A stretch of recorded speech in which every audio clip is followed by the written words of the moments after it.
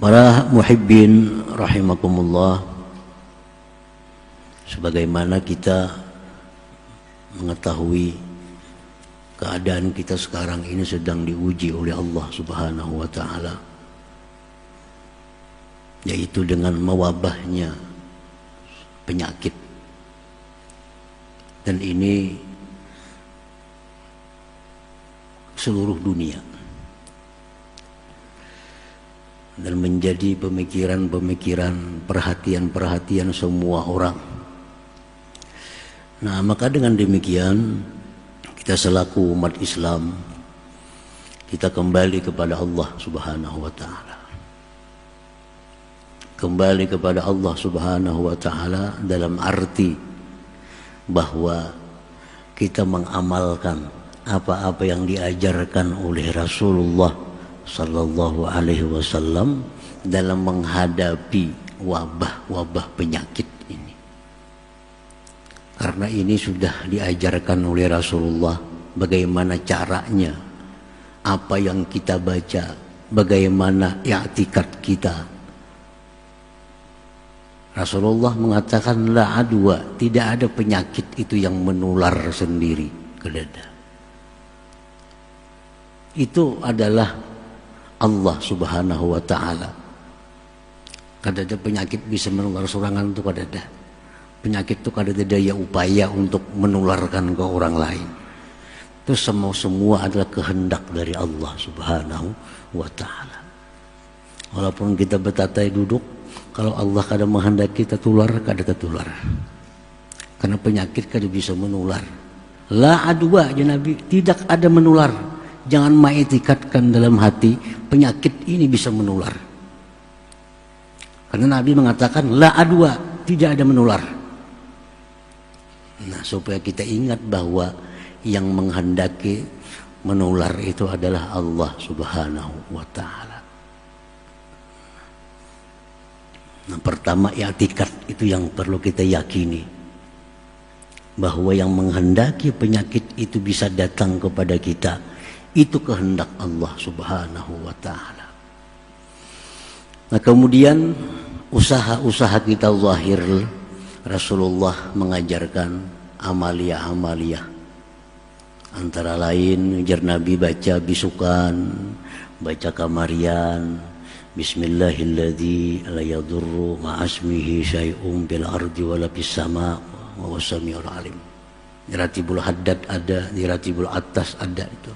Baca pagi 3, petang 3. Rasulullah menjamin la yadurruhu syai', orang ini kada akan dimudaratkan oleh sesuatu. Nah, termasuk lagi ada arahan Rasulullah baca Bismillahirrahmanirrahim, wala haula wala quwwata illa billahil aliyyil azim. Boleh 3 kali, baik lagi 10 kali, pagi dan petang. Bismillahirrahmanirrahim, wala haula wala quwwata illa billahil aliyyil azim. Nah, jadi itulah ajaran agama kita. I'tikadkan bahwa tidak ada penyakit yang menular. Kalaupun karena sakit, itu memang kehendak Allah. 2, baca amaliyah-amaliyah yang disuruh Rasulullah. Nah, itu anjuran. Dan kita jangan lupa pula ada syariat. Maka kita berlakulah sesuai dengan syariat. Apa yang dikatakan oleh syariat itu perlu diperhatikan sebagai syariat. Jangan bersentuhan, kontak kepada orang yang sudah kita ketahui ini positif ada penyakit. Sudah tahu kita ini orang ada penyakit, jangan dikontak, jangan disentuh. Kalau kita kada tahu, Bang, ini orang ada penyakit, kita kada tahu. Nah, inilah gunanya tawakal kepada Allah Subhanahu wa ta'ala. Tawakal. Jangan samuan orang kayak ini berselaman, kayak samuan orang kan penyakit kada. Nang kita yakini ini orang sudah nyata penyakit, kita hindari. Amun orang itu kita kada tahu punya penyakit ini biasa, Kita berserah kepada Allah Subhanahu wa ta'ala, husnuzan, berbaik sangka. Jadi itulah ajaran agama kita menyikapi kalau ada hal-hal yang seperti ini. Kembali kepada Allah, semua berlaku kehendak Allah.